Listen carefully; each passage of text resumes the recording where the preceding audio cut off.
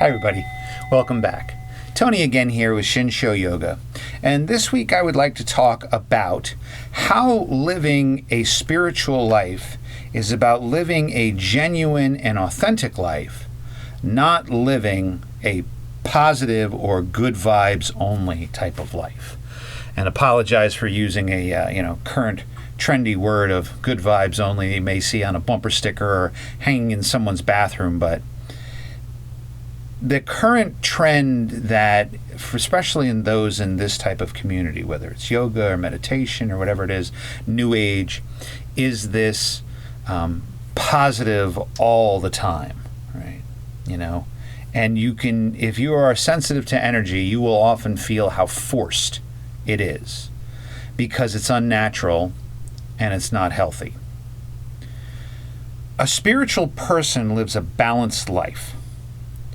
A balanced life that they live genuinely and authentically. They are true to themselves and they are true to who they are. The universe, or God, however you want to refer to it, did not give you anything you don't need. So the emotions and the thoughts and feelings that you have are part of who you are. They are all okay. They are all important. It depends on what you do with them, right?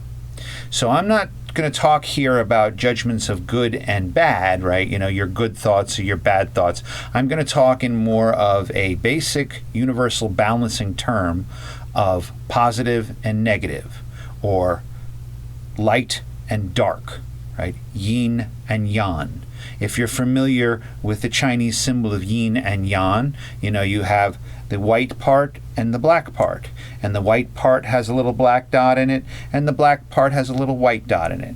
What that means is that there's a little bit of good in the bad and a little bit of bad in the good. Or better yet, there's a little bit of positive in the negative and a little bit of negative in the positive, right? The world is of balancing forces, right? Positive and negative. And again, using the terms positive and negative in a very general meaning, not meaning good or bad, because they're not good or bad, these energies. It depends on what you do with them, right? So if you are angry, let's say, that's okay. It's okay to be angry. If you're sad, that's okay. It's okay to be sad. If you need to cry, it's okay to cry. If you're hurt by someone and feeling depressed, that's okay too. It depends on what you do with those emotions that are negative, those thoughts that are negative, right? Same thing on the positive side, right? You're happy, it's good to be happy, right? You're joyous, you're all and feeling full of compassion and love. That's great, right? That's great to have that. But again, in a balanced life, that also has to be tempered. We have to temper both sides of the equation. We have to temper the positive and the negative side. Otherwise, we end up in what we have now, what I often see common in this community, in this endeavor that I'm in with yoga, is this toxic positivity, which again, another buzzword, so I apologize for using that. Where people just pretend to be positive all the time. That is not natural. Negative thoughts will come up. Negative feelings will come up. It's okay to have them. You're supposed to have them. They are there for a reason. But what you do with them is what matters. In Buddhism, in Zen especially, but in Buddhism in general, we look at the mind as a garden. And we look to water the seeds of good emotions, good thoughts, good feelings. And we look to not water the seeds of anger, hate, despair, cravings, right? We want to water the good seeds. It doesn't mean that those negative seeds aren't there. It doesn't mean that those negative seeds are bad and you got to try to dig them out or suppress them down or pretend they don't exist. We just don't feed them. We just don't water them. We don't try to suppress them. We don't pretend they don't exist. If we get angry, we allow ourselves to feel anger. What we don't do is then take it out on another. right? Or allow that to carry us through the day and let everything we do be seen through the lens of anger, right? For example, for me the other day, I had to deal with someone in the yoga world, and the conversation that I had with them was disrespectful towards me and made me very angry. And when I got off the phone with this person, I was ready to call it quits with all the work that I do with them. But I knew that the wrong place to make a decision was a place from anger. I knew that I had to be able to let that go, and that took me time. And if I get talking about the situation, I'll get angry again. But I don't exist in that state of anger anymore. And I've been able to make a decision now from it with my mind more clear. And I did that by not watering those seeds of anger. It sprouted up. I recognized it. And I let it go by. I didn't pretend to be positive only about it, right? When I was talking to some people about it, because some people asked, "Oh, what happened with there?" And I told them. I told them how angry I was. I told them how I felt, and this is what I need to do. I didn't pretend that I was positive about, like, "Oh, it wasn't the greatest conversation, but love and light, all things are for..." I was honest in who I was and honest with what I had to say. But I didn't feed it. I didn't water it. I didn't allow it to grow. I didn't suppress it either.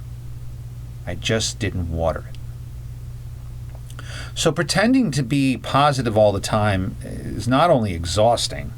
When I see people do this, when I meet them, and it's always like there's never anything that goes wrong in their life, and there is, because what goes on behind the scenes. They just put on this face that for some reason in this community they feel they have to do, which is not genuine and it's not authentic. And if you're a teacher and you're trying to teach students, that's the only place you can come from. I can't tell anybody how to fix or solve their problems. All I can tell people is how I fixed mine and how I solved mine. And hopefully you can take from that something that serves you, right? But you have to be genuine. You have to be authentic. You can't be pretending to be something you're not. If you're pretending to be positive and something's burning you up because of what went on, it's not going to work. You're not going to connect. You have to be genuine. So, for those out there that want to live a spiritual life, who want to walk the spiritual path, which is, I would recommend to everyone, because that's what we are. We're spiritual beings in a physical form. We're not physical beings with a spiritual side. We're spiritual beings currently in a physical form.